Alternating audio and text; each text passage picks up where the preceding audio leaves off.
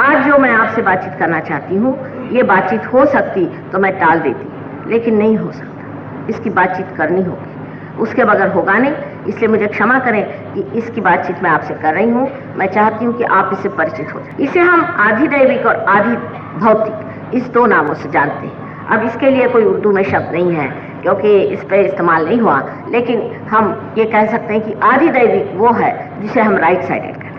जब आदमी right sided बहुत ज़्यादा हो जाता है, जब वो बहुत एग्रेसिव हो जाता है, या जब वो धर्म के मामले में भी सोचता है कि मैं इस शक्ति को प्राप्त करूं, उस शक्ति को प्राप्त करूं, मुझे ऐसी शक्ति मिलनी चाहिए जिससे मैं पृथ्वी के तल में क्या है या और गुप्त चीज़ें कहाँ है, कहाँ गुप्त धन छिपा हुआ है, इस तरह की बातें जो आदमी बहुत प्रयत्न करता है, उसके ऊपर इसका असर आ जाता है। इसे हम आधि दैविक कहते हैं।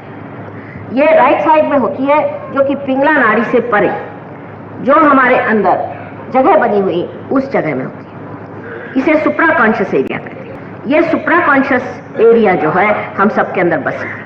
जब आदमी इस तरह से बहुत एग्रेसिव हो जाता है, तो जो लोग अपने महत्वाकांक्षा एम्बिशंस को लेकर के मरे हुए हैं, ऐसे बहुत से साइंटिस्ट हो सकते हैं और आर्किटेक्ट्स हो सकते हैं, डॉक्टर्स हो सकते हैं, ऐसे बहुत से लोग होते हैं जो कि ऐसी इच्छाएं लेके मरे हैं कि हम मर्क्यूरी से सोना बनाए, इस तरह बनाए, इस तरह की विक्षिप्त जिन्होंने अपनी इच्छाएं रखी हुई हैं, ऐसे जीव जब संसार में मरते हैं और उनका एग्रेशन पूरा नहीं होता, तो वो इस एरिया में हमारे रहते हैं, जिसे कि हम सुप्रा कॉन्शियस से परे उसके नज़दीक ही जो कलेक्टिव सुप्रा कॉन्शियस है, जिसे कि आप सामूहिक सुप्रा कॉन्शियस कह सकते हैं, या जिसे आप सामूहिक भविष्य कह सकते हैं, जहाँ सारे भविष्य को मानने वाले लोग, जो भविष्य से लड़ते रहे, जिन्होंने भविष्य के सहारे संसार जीता है, ऐसे सब लोग यहाँ स्थित रहते। जितने भी कुछ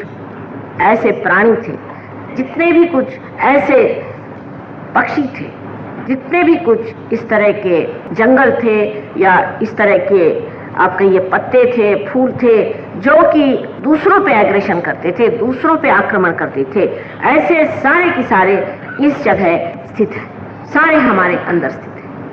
ये जगह हमारे अंदर बनी है। ये सुप्रा कॉन्शियस एरिया में जा करके आप ऐसी चीज़ों को जान सकते हैं, जैसे कि LSD नाम की जब चीज़ आप ले लें तो आप पे ये असर आ जाता है और आप उसे देख सकते हैं।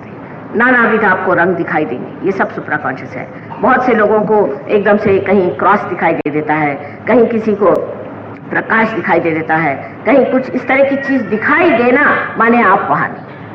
और ऐसे लोग करते करते फिर ये भी जानते हैं कि अब कौन आने वाला है, मुझे हंच आया ये साहब आने वाले हैं। या ऐसे आदमियों को ये भी होता है कि हाँ मुझे पता है वो वहाँ क्या कह रहे हैं, उनका मुझे पता है। इनको मराठी में हमारे यहाँ मन कवड़े कहते हैं, शायद हिंदी में भी कोई शब्द होगा, कि जो बैठे बैठे ही बता सकते हैं कि वहाँ क्या हो रहा है और वहाँ क्या।